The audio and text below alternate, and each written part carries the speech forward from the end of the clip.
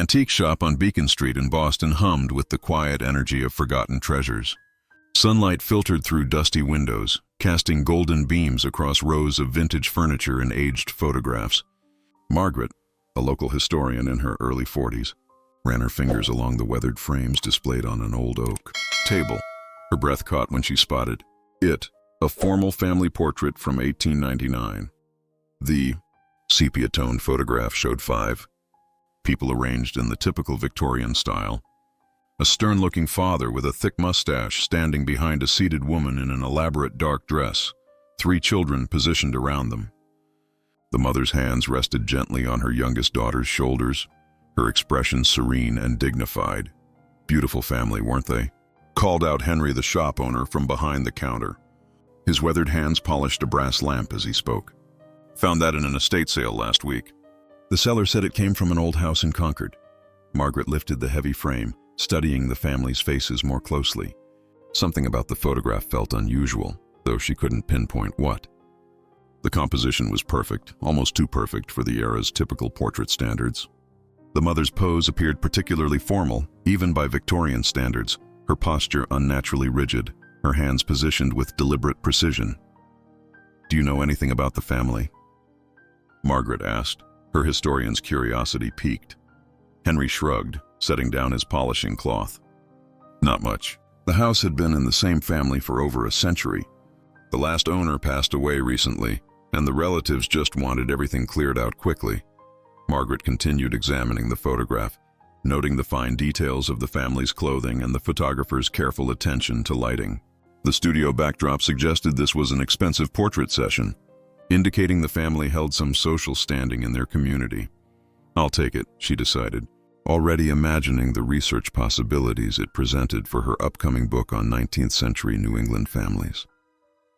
Back in her cozy Cambridge apartment, Margaret placed the portrait on her research desk, surrounded by stacks of genealogical records and historical documents. The afternoon light from her window illuminated the photograph's intricate details. She pulled out her magnifying glass, a tool that had served her well during countless hours of historical research. The family's clothing immediately caught her attention. The father wore a well-tailored dark suit with a gold pocket watch chain visible across his vest, clearly a man of means. The children were dressed in their finest attire, the 2 boys in matching sailor suits popular during the 1890s, and the young girl in a white dress with delicate lace trim, but it was the mother who dominated Margaret's focus. Her dress was exceptional, black silk with intricate beadwork that would have been expensive even for wealthy families. The woman's jewelry was equally impressive, pearl earrings, an ornate brooch, and what appeared to be a wedding ring with an unusually large stone. Margaret made notes in her research journal, documenting every visible detail. The photographer's studio mark was barely visible in the bottom right corner. Harrison & Sons Photography, Concord, Massachusetts. This gave her a starting point for research. She turned to her computer and began searching historical records for the Harrison Photography Studio. The business had operated from 1885 to 1905, specializing in formal family portraits for Boston's affluent families. Their clientele included merchants, lawyers, and successful businessmen who could afford elaborate portrait sessions. The formal poses and expensive clothing suggested this family belonged to Concord's social elite. Margaret made a mental note to check local historical society records and census data from the 1890s. Something about the mother's expression continued to intrigue her, while the rest of the family appeared naturally posed. There was an almost ethereal quality to the woman's presence that seemed to transcend the typical Victorian portrait style. The next morning, Margaret drove through the autumn landscape to Concord, Massachusetts. The historic town's tree-lined streets blazed with red and gold foliage, creating a perfect backdrop for her research mission. Her first stop was the Concord Historical Society, housed in a beautiful colonial building that had witnessed centuries of New England history. Eleanor, the society's elderly archivist, greeted Margaret with enthusiasm. "A 1899 family portrait? How wonderful. We have extensive records from that period." The Harrison Photography Studio was quite prominent back then. They settled into the research room, surrounded by leather-bound volumes and filing cabinets containing decades of local history. Eleanor pulled out several thick binders filled with documentation from the late 1800s. The Harrison studio kept meticulous records, Eleanor explained, opening a ledger filled with handwritten entries. They documented every session, the family name, date, and often special circumstances surrounding the portrait. Margaret showed Eleanor the photograph, watching the older woman's face carefully for any recognition. Eleanor studied the image through her reading glasses, her expression growing increasingly thoughtful. The clothing and poses suggest they were quite wealthy, Eleanor observed. Look at the mother's dress. That beadwork would have taken months to complete, and the children's outfits are clearly the finest quality. They spent the morning searching through studio records, cross-referencing dates and family descriptions. Several entries from 1899 caught their attention, but none seemed to match the family in the photograph exactly. Let me check our cemetery records, Eleanor suggested. Sometimes families commission portraits during significant life events, births, marriages, or, unfortunately, deaths. As Eleanor disappeared into the archives, Margaret continued studying the photograph. The more she examined it, the more convinced she became that this wasn't simply a routine family portrait. There was an intentionality to the composition, a solemnity that suggested deeper significance than typical Victorian family documentation. Eleanor returned with a thick volume of cemetery records, her expression noticeably more serious. "I found something interesting," she said, setting the book on the table with deliberate care. "There are several entries from 1899 that might relate to your photograph." Margaret leaned forward as Eleanor opened to a page marked with a faded ribbon. The handwritten entries were arranged chronologically, documenting burials throughout that year. "Here," Eleanor pointed to an entry dated March 15, 1899. "Mary Elizabeth, wife of Jonathan, aged 34 years. The burial was noted as elaborate ceremony, large family attendance." Margaret's pulse quickened. "Do you have any additional information about this family?" Eleanor nodded, pulling out another file. "Jonathan was a successful textile merchant. They lived in one of Concord's finest homes on Monument Street. The family was well known in social circles. They hosted charity events and were active in the community church." As Eleanor shared more details, Margaret noticed something troubling about the timeline. "You said Mary Elizabeth died in March 1899, but look at this photograph. Everyone appears healthy and vibrant. When exactly was this portrait taken?" Eleanor examined the studio records more carefully. According to Harrison's ledger, this family's portrait session was scheduled for October 1899. The room fell silent as the implication sank in.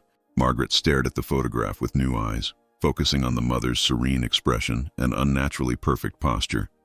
If Mary Elizabeth had died in March, how could she appear in a family portrait taken 7 months later? "That's impossible," Margaret whispered, though the documentation was clear. "There must be some mistake in the records." Eleanor shook her head slowly. "Our cemetery records are extremely reliable. They were maintained by the church and cross-referenced with city documents. And look," she pointed to additional entries. "There are multiple references to Mary Elizabeth's death and burial throughout March 1899. Margaret felt a chill run down her spine as she stared at the photograph. The woman's peaceful expression suddenly seemed less serene and more otherworldly, her perfect posture now appearing unnaturally still. Margaret spent the afternoon in Concord's public library, poring over microfilm records of the local newspaper from 1899. The obituary section from March confirmed Eleanor's findings. Mary Elizabeth, beloved wife and mother, had indeed died on March 15th after a brief illness. The obituary described a large funeral service attended by prominent community members. But the October 1899 issues held an even more puzzling discovery. Margaret found a small social announcement that made her heart race. The family portrait of Jonathan and his children, taken at Harrison and Sons Photography, beautifully captures the memory of their beloved wife and mother. The phrasing was unusual for the era. Victorian social announcements typically focused on living family members and current events. This reference to memory suggested something beyond a typical family portrait. Margaret decided to visit Monument Street, hoping to find the family's former residence. The stately homes in this historic neighborhood had been carefully preserved, their Victorian architecture telling stories of prosperous 19th century families. She located the address from the records, a magnificent 3-story house with ornate, gingerbread trim and towering maple trees. The current owner, an elderly gentleman named Robert, was working in his front garden when Margaret approached. "Excuse me," she began politely. "I'm researching a family who lived here in 1899. I was hoping you might know something about the house's history." Robert straightened up, brushing soil from his hands. "Oh yes, I've owned this place for 30 years. The previous owner told me quite a bit about its history. There was a tragic story about the original family. The wife died young, left behind a husband and 3 children." Margaret's pulse quickened. "Do you know anything about a family portrait from that time?" Robert's expression grew thoughtful. "Funny you should ask. When we renovated the attic, we found some old photographs and documents. Most were too damaged to save, but I remember one family portrait that seemed oddly preserved for its age." Robert invited Margaret inside, leading her through rooms filled with carefully restored Victorian details. The house retained much of its original character: ornate wallpaper, polished hardwood floors, and elaborate crown molding that spoke to the family's former prosperity. In his study, Robert pulled out a small wooden box. "I kept a few items from the original family," he explained. "I felt they deserved to stay with the house." Inside the box, Margaret discovered several faded letters tied with ribbon, a small jewelry case, and most significantly, a photographer's receipt from Harrison & Sons dated October 1899. The receipt detailed an unusual commission: memorial portrait session, special preservation techniques, family of 5, memorial portrait. Margaret read aloud, her voice barely above a whisper. Robert nodded gravely. "That's what made me remember the story. The previous owner told me that after the wife died, the husband commissioned a special photograph. It was apparently quite expensive and required advanced techniques for the time." Margaret's mind raced as pieces of the puzzle began forming a complete picture. "Do you know what happened to the family after 1899? "The husband never remarried," Robert replied. "He raised the children alone, but neighbors said he was never the same after losing his wife. The family eventually moved away in the early 1900s. As Margaret examined the photographer's receipt more closely, she noticed additional notations in the margin: post-mortem photography, advanced preservation, family composition. The terminology sent chills through her as she realized what these technical terms meant. Post-mortem photography had been a common practice in the Victorian era, but typically for individual memorial portraits of the deceased. A family composition, including someone who had died months earlier, would have required extraordinary skill and innovative techniques that pushed the boundaries of 1899 photography. Margaret understood now why the mother's pose had seemed so unnaturally perfect, why her expression appeared so serene and otherworldly. The Harrison studio had somehow created an impossible family portrait, bringing together the living and the dead in a single, seamless image. Margaret returned to the Historical Society with new questions, this time focusing on Victorian photography techniques and post-mortem practices. Eleanor helped her access specialized archives about 19th century photographic methods. Post-mortem photography was indeed common during that era, Eleanor confirmed, spreading out several reference books. Families often commissioned these portraits as the only way to preserve images of deceased loved ones. But what you're describing sounds far more complex. They discovered that the Harrison studio had been pioneers in early photographic innovation. William Harrison, the studio's founder, had trained in Europe and brought advanced techniques to New England. His specialty was composite photography, a method of combining multiple images into a single portrait. Margaret found detailed notes in Harrison's personal journals preserved in the photography collection. His October 1899 entries revealed the extraordinary effort behind the family portrait. The Jonathan Family Commission presents unique challenges. Must create seamless composition using preserved image of deceased wife alongside living family members. Requires precise lighting match and careful positioning to maintain natural appearance. The process had taken weeks to complete. Harrison had used an existing formal portrait of Mary Elizabeth, taken shortly before her illness, as the foundation. He then photographed the father and children in precisely matched lighting conditions, using the same backdrop and carefully calculated poses. The final step involved a painstaking manual process of combining the images using early darkroom techniques. Harrison had essentially created what would later become known as composite photography, decades before such methods became standard practice. It was an act of love, Margaret realized, reading Harrison's final notes about the commission. The father wanted one perfect family portrait, even though his wife was no longer alive to pose with them. Eleanor nodded thoughtfully. It explains why the portrait seemed so formal and carefully composed. Every element had to be precisely planned and executed. The technical achievement was remarkable for 1899, representing innovation driven by grief and the desire to preserve family unity beyond death. Margaret's research led her to genealogical records that revealed the full scope of the family's story. Jonathan had been devastated by his wife's sudden death from pneumonia, struggling to care for 3 young children while managing his textile business. Letters found in the house's attic, which Robert generously shared, painted a picture of a man determined to keep his wife's memory alive for their children. In one particularly moving letter to his brother, Jonathan wrote, "The children ask daily when mother will return. I have commissioned Mr. Harrison to create a portrait where she never truly left us. The children in the photograph were ages 12, 9, and 6 when their mother died.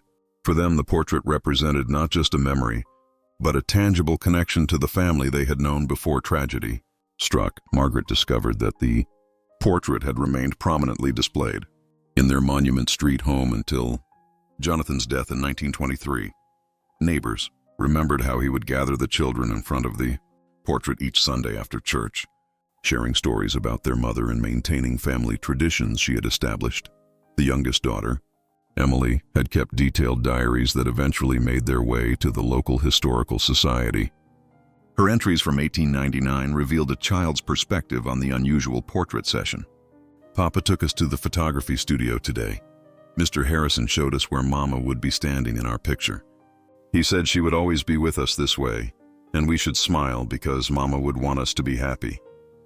The portrait had served its intended purpose, helping the family maintain connection to Mary Elizabeth's memory while allowing them to continue their lives together.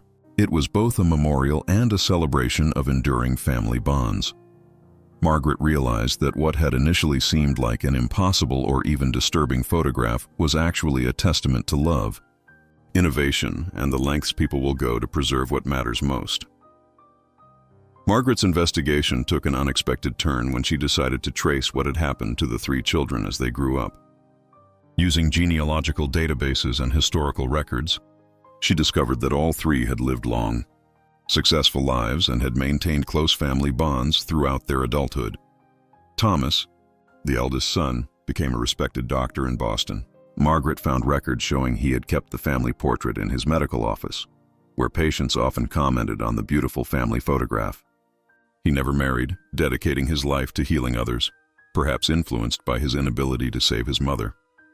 William, the middle child, followed his father's path in business but expanded into philanthropic work.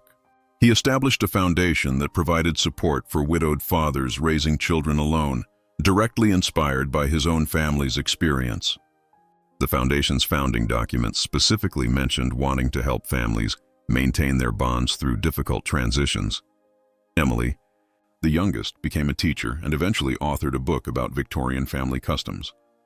Her chapter on memorial photography included a detailed account of her family's portrait, though she never revealed the technical details of how it was created. She simply wrote, "Love finds ways to transcend even death's separation." Most remarkably, Margaret discovered that all 3 siblings had commissioned similar family portraits for their own children, maintaining the tradition their father had established. These later photographs showed conventional family groupings, but each included small memorial elements, a locket, a specific flower arrangement, or symbolic jewelry that honored their mother's memory.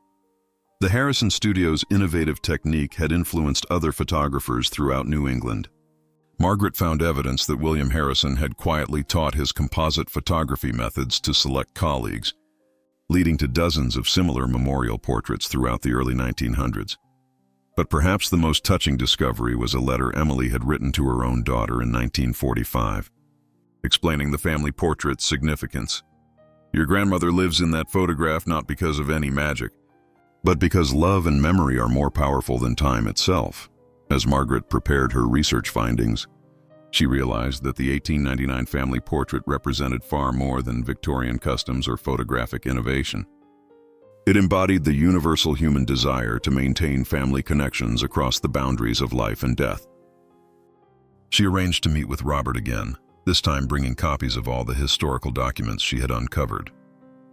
Together, they sat in the same house where the family had once lived, surrounded by the rooms where children had grown up missing their mother but feeling her presence through the portrait. "It's remarkable," Robert said, examining the letters and photographs. "They found a way to keep the family whole, even after losing such an important part of it." Margaret nodded, looking around the beautifully restored rooms. The portrait wasn't about denying death or creating something supernatural. It was about preserving love and maintaining family bonds for the children who needed to remember their mother. She had learned that the photograph remained in the family until Emily's death in 1962, when it was donated to an antique dealer with specific instructions that it should find its way to someone who would appreciate its story. Through decades of changes in ownership, the portrait had somehow found its way back to the Boston area, waiting for someone to uncover its remarkable history. The technical achievement of combining multiple photographs in 1899 was impressive, but the emotional achievement was even more significant. Jonathan and his children had created a lasting testament to family love that transcended the limitations of their era's technology and social conventions. As Margaret prepared to return the portrait to its place of honor, she had decided to donate it to the Concord Historical Society, where its story could be properly preserved and shared. She understood that she had uncovered more than just an unusual photograph. She had discovered a story about the lengths people will go to preserve what matters most, about innovation born from love, and about how families find ways to stay connected across time and loss. The 1899 family portrait looked normal until you learned its extraordinary story. But once you knew the truth, it became something far more beautiful than anyone could have imagined.